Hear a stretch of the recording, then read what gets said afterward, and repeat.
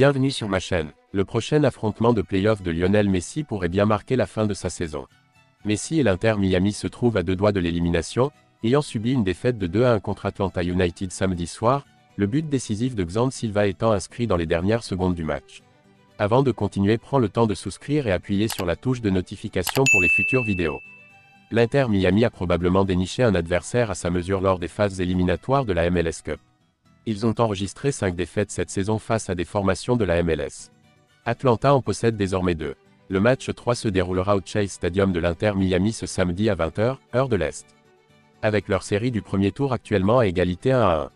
Y a-t-il lieu de s'inquiéter pour Messi et les prétendants au titre de la MLS Cup? Soyons explicites, une sortie dès le premier tour constituerait une immense déception pour l'expérience de Messi en Major League Soccer et aux États-Unis en 2024. L'Inter Miami se distingue en tant que première tête de série numéro 1 de l'histoire de la Ligue. Les lauréats du Supporter Shield de la MLS ont enregistré un total remarquable de 74 points durant la saison régulière, établissant ainsi un nouveau record lors de la première saison complète de Messi avec le club.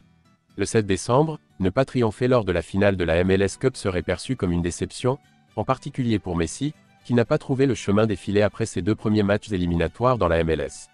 Nous bénéficions d'une hiérarchie solide au sein de l'équipe, avec des joueurs ayant traversé des épreuves bien plus difficiles que celle-ci, a affirmé l'entraîneur de l'Inter Miami, Tata Martino suite à la défaite lors du match 2. La carrière emplissante de Messi s'est érigée sur les échecs des adversaires, précédant ainsi les apogées de son héritage. Le parcours de Messi lors de la Coupe du Monde au Qatar a débuté par une défaite sévère face à l'Arabie Saoudite.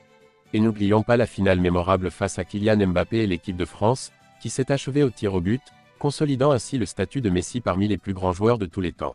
Le dernier épisode d'adversité de Messi s'est manifesté lors de la finale de la Copa América plus tôt cet été, où il a malheureusement tordu son corps et subi une blessure au ligament de la cheville droite, ce qui l'a contraint à manquer 2 mois de la saison de la MLS.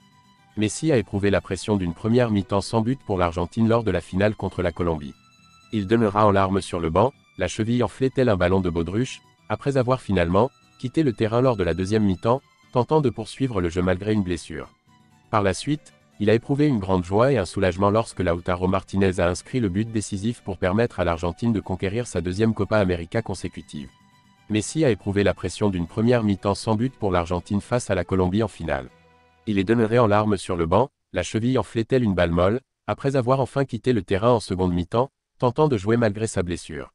Il a ensuite éprouvé une immense joie et un profond soulagement lorsque Lautaro Martinez a inscrit le but décisif, permettant à l'Argentine de remporter sa 2e Copa América consécutive.